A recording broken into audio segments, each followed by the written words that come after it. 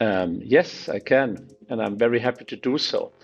I think the first thing where I would like to maybe redefine your question a little bit is that one of the biggest mistakes we did historically is just to focus on human-centric lighting. And that is already something which brought us maybe into the wrong direction. That's why we at Selux have changed that, and we focus today, as we say, on living-centric lighting. And why is that? Selux is an outdoor lighting company, and it's maybe makes sense to quickly explain a little bit what makes that different to maybe interior. And when you do outdoor lighting, there is the first thing which is very important is that we make products which have life cycles over 60, 70, 80 years. So we have to be aware of that if we install a product into the outdoor area, that this is going to be there for generations. And the second thing, what makes it today very important is that to understand that when we do outdoor lighting, we practically do it in the nature. We do it there where animals and plants live. And we all know today that this is affecting heavily their way of living and also their opportunities to live. And that's why we call today and focus today strongly on the idea of living-centric lighting. What we did there is that due to this new approach, we had strong discussions in the last years with experts, universities, to understand really what that means. And that came up with a lot of new ideas, very inspiring. And out of that, we are changing our product concepts at the moment heavily. And it is affecting not only the process, but mainly the usage of exterior lighting. What does that mean?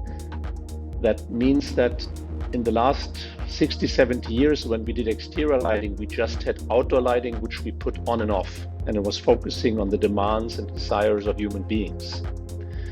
New products from Selux in future will also take the demands of insects, biodiversity, and plants into consideration. And the products get more intelligent, and we adjust the light level, the light distribution, or the light color, for example, depending on the time of the year, depending on the time of the day, and depending on the surrounding, so that we really develop products and supply products which really focus on individual demands, bringing nature and human desires into harmony. And that's what drives us.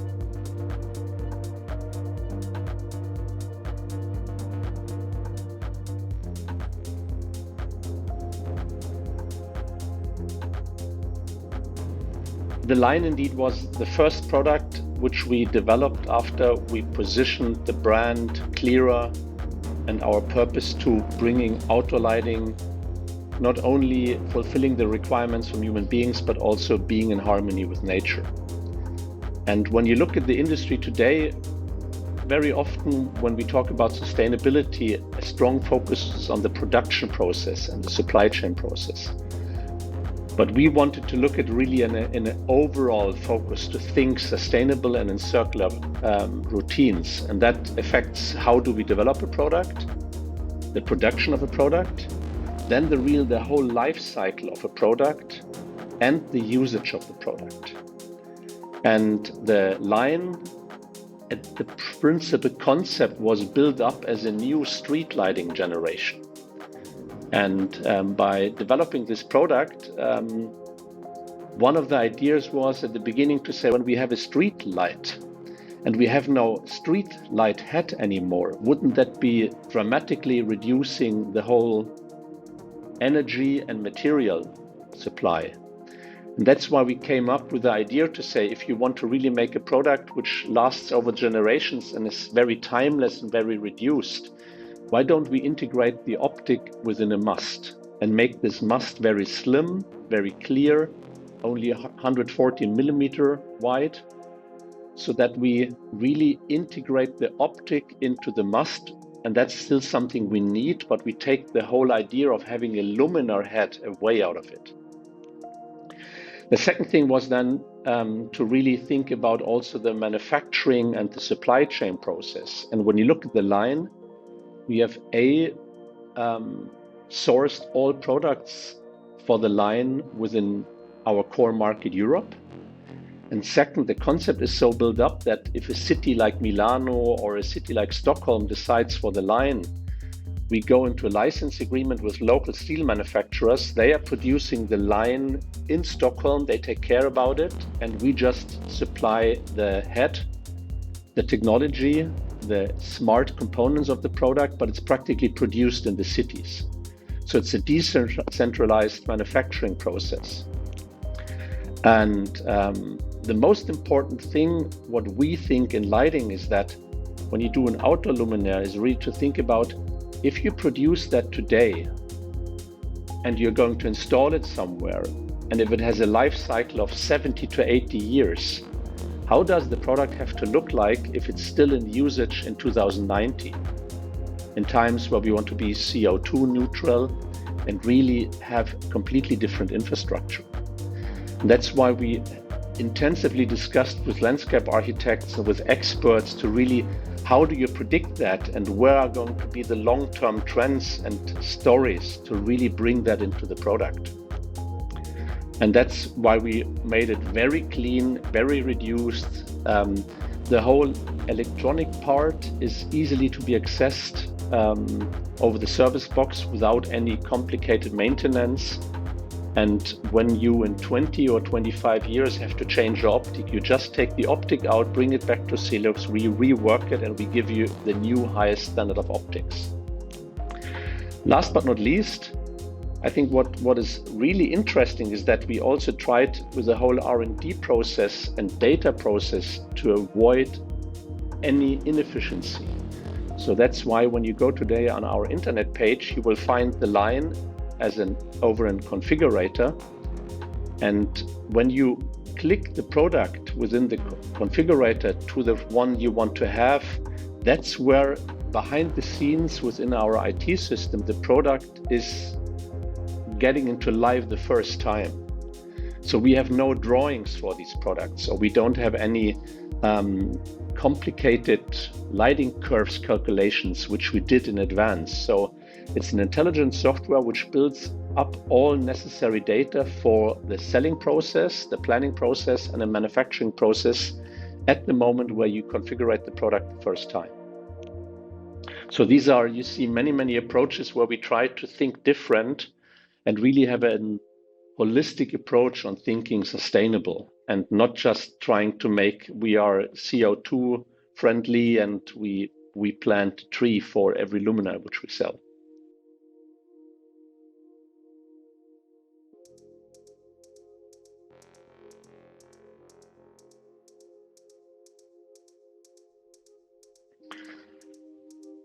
That's a tough question, and you know that because it's a very complex one. I mean, what we all have to understand overall, I think, are 2 points where we don't have solutions yet as human beings. The first one is that we all understand that just keeping a growth strategy and trying to find arguments how you can argue a strong growth strategy and keeping the business as it is, but making it green is very unlikely to work on the long run. And what we also have to understand today when you look at our habitat Earth is that we have to accept that whatever we do as human beings has a very strong and negative impact on all other living species. And that we really entered into a time where if we talk about God, we have to understand that human beings are God now for all animals and all other 8 million species on the planet. We decide who's going to live and who's not going to live and how they're going to live. And that brings us into a different responsibility. And what we think and what I think is that we have to think business different. It's not about, as I said before, how can I keep my business and make it sustainable? I think the question is, what problem do I solve in my business and how can I solve it in future being circular within nature? And that's what I meant when you look at outdoor lighting. And I'm not saying that we do that today and that we have answers for it, but the idea was to say, okay, how can we in future fulfill the desire of human beings to have artificial light at nighttime, which is a strong cultural aspect, which brought us to a certain level as human beings. But how can we fulfill that without influencing the life of plants and other species? And just this thinking process brings us into new solutions. And that's why we invested heavily in solar technology, because we understood if you don't need to bring a cable to an outdoor luminaire, you don't have to dig in the earth, and it's not affecting the biodiversity. And isn't it a beautiful idea just to capture sunlight during the daytime and bring it at nighttime in a smart way to human beings so that it's not affecting animals?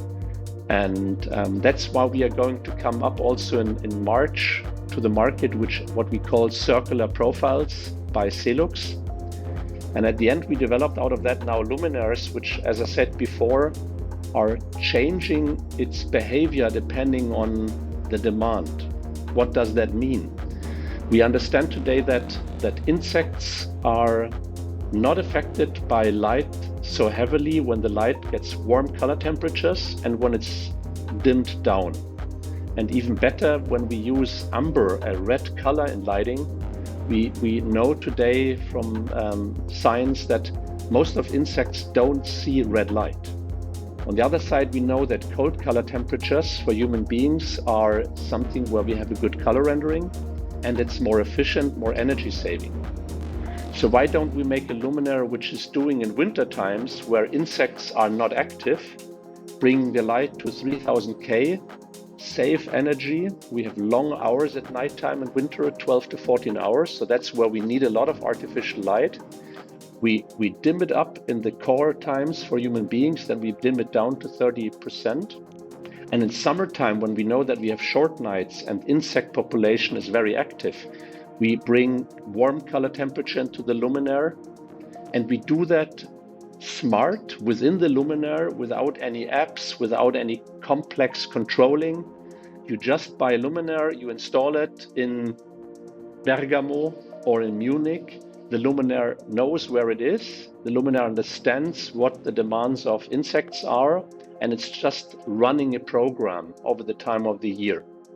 Pre-thought and bringing demands and desires of human beings and of insects together.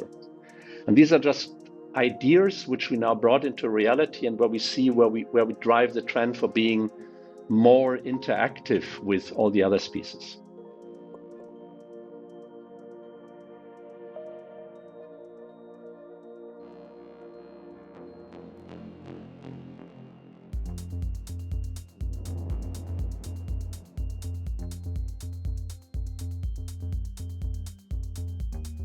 Yeah, I think I answered that a little bit. And before, I maybe brought that already into the first question.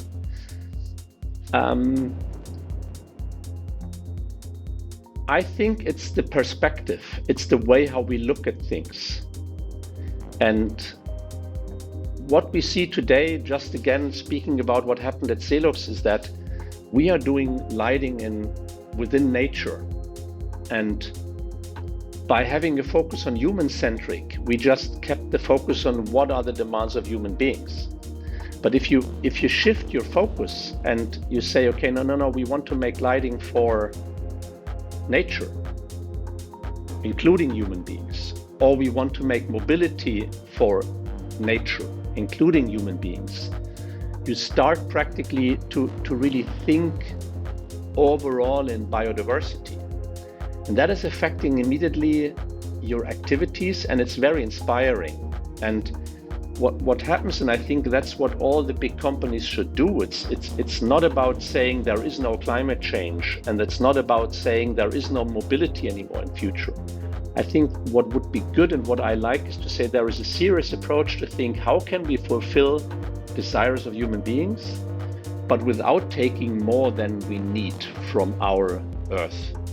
And even if it sounds now so spectacular, I think what is also very important is then to start and to go for the journey and to change little things and to learn. And when you compare that again, what happened to us, and I think many other companies are doing the same, like Patagonia or other ones, is to say, okay, if I speak to other people and I speak to scientists, dark sky experts, to universities, I get new inspiration, and the inspiration comes again to new ideas, and having these ideas changes product concepts and the company and the brand. So it's getting into a circle which gets better and better and better into the other direction. And what I learned, and I think is that starting this process comes with so many new ideas and so many opportunities that it's really inspiring for every company, because it opens a different way of thinking. And that's something I personally like, and I think that's also important for big companies, is just trying to really solve the problem instead of trying, how can I argue my existing activity green, and trying to make a marketing process out of it. That's works partly, but I don't think that it's going to solve really the big challenges.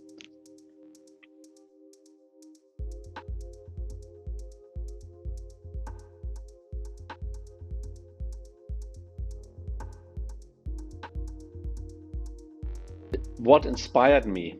I'm now 25 years active practically in somehow leadership tasks.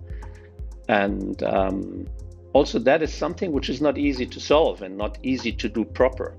And when you are in different organizations, you see that there are very different approaches of leadership.